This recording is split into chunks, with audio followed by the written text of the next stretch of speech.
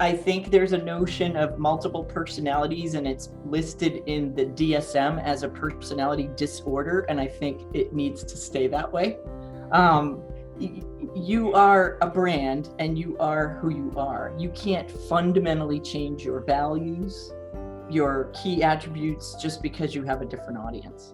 You know, the meaning of J&B Scotch is the meaning of J&B Scotch, and it doesn't change because I'm 22-year-old or I'm my father, right?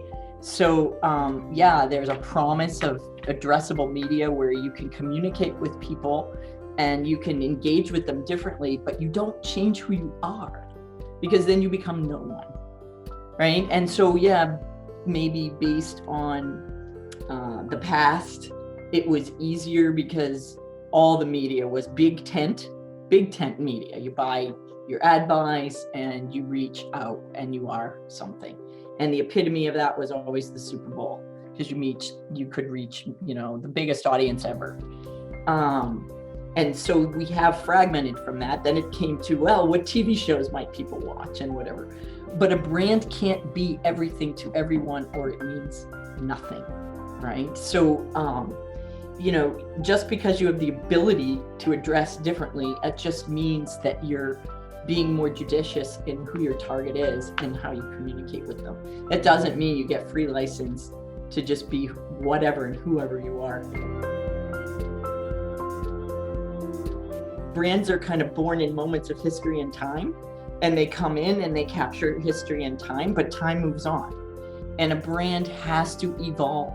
It's a creature in the culture, and it has to evolve. It has to evolve. So a brand that gets stuck and never evolves is going to die, because at some point that disconnect is going to be too large. So it doesn't mean that you never change. It means that you're constantly evolving and changing. You're an organic entity, right? And then, yeah, as those times move on, the world also puts the spotlight on different things that become more meaningful and less meaningful for people. And that's when your brand has to realign. And right now, what are the pressures? The pressures are for social responsibility writ large, taking a bigger role as a representative that affects society, so a role in society. And then where that tweaks now into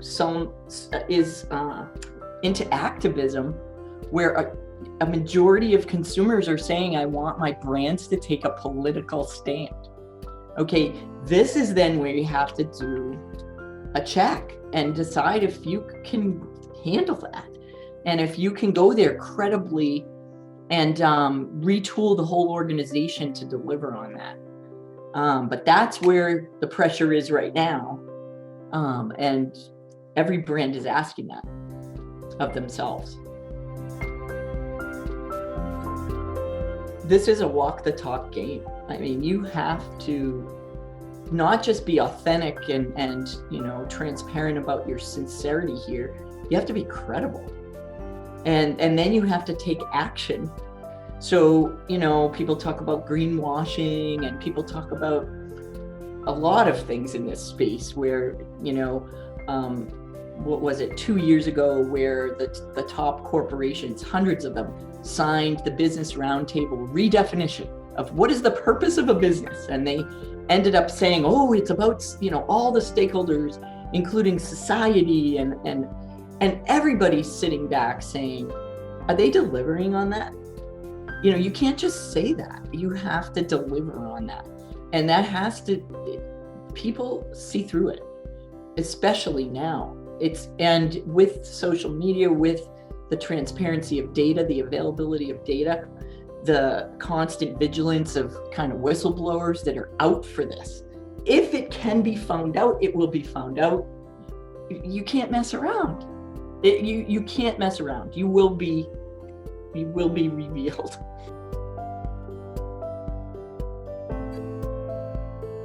That a brand is the sum total of every single thing it ever could be or does.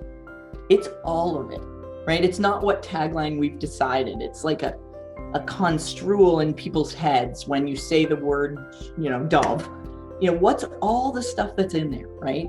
And so it's going to come from everywhere. The brand is the sum total of your packaging and your distribution and any PR you got and anything your CEO or prominent spokesperson has ever said and what people say about you on social media and everything else, right? So it's everything.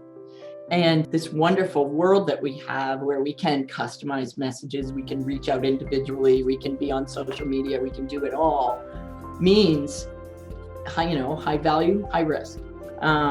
It means that we're exposed to way more risk.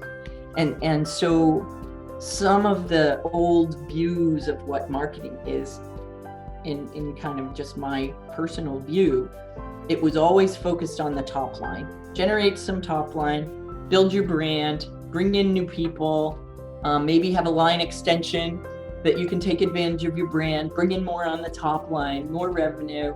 But now it's more about, manage the risk too. So risk management is a big part, and risk management in firms has always been, the finance people, the lawyers, right?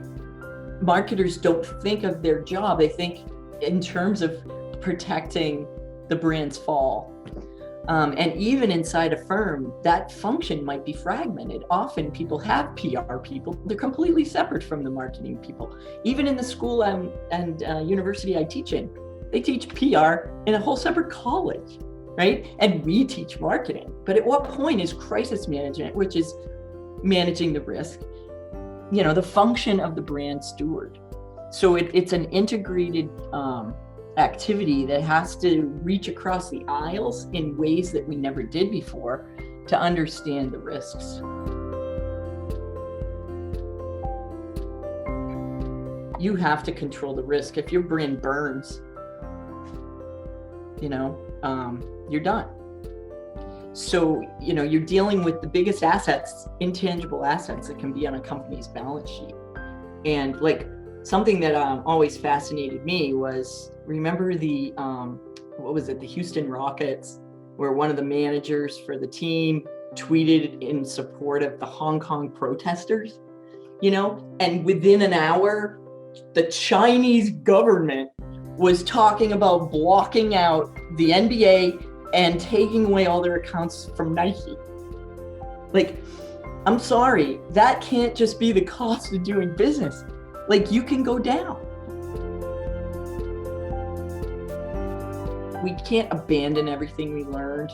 Even if we go back to the Mad Men days of, but what were the Mad Men days about? They were trying, and it was funny at the time, right? They had psychologists and they were really trying to get at the psychology of what's the meaning of a luxury car, to someone who's 40, 50 years old. What's the meaning of a diamond, when someone puts it on their finger? It was all about the deep meaning and this very, deep psychological understanding of what does it mean if I serve a Jell-O pudding pie to my family, right? I used to work on Jell-O. And how does that connect with childhood and the meaning of having a kid and all this? So the meaning, now we're into the meaning of children, right? Very, very deep stuff. And then, yes, they bottled it, they captured it, they made these very elaborate ads that cost millions and millions of dollars that were filmed in awesome places like, Cancun. But that idea of understanding the cultural center of gravity of the category you're in, what does it mean to ride a motorcycle? And then what does it mean to ride a Harley? You can't not be asking these questions, right? So I think, okay, it's not going to necessarily manifest for everyone in this desire to have a $5-10 million ad, but that is still the engine that is at the heart of your brand, because your brand is about this relationship that you're going to establish with consumers or cohorts or whatever segments you have. Sometimes we're kind of losing some of that and getting enamored either of the data or the be in the moment and keep changing and evolving, and you just get caught up in this kind of activity slipstream where, again, you potentially can forget, or you're able to connect with someone and so you react to them because that's what you're doing. So I think it's this balance, and Maybe it's also the loss of the CMO. There used to be, such a powerful role for the CMO. The tenure is down. They don't even stay 4 years. There used to be a lot of a path from the CMO to the corporate big leader. Not so much anymore. Something like 80% of CEOs said they don't even trust their CMOs. Like, there's been a change, like, what are they doing? And I don't know, versus 80% trust their CFOs and their CIOs, right? So there's a whole loss of credibility around this M function. And meanwhile, corporations are doing stock buybacks and they're, doing all these other things to create shareholder value more reliably. So there's a whole shift kind of that we're losing ground. That brand equity that used to have such a high profile spot is just kind of slipping. And, it takes a strong person to kind of go back in and reclaim all that and say, no, all of this is important. Yes, we can calculate customer equity and all that stuff, but we also need to do this.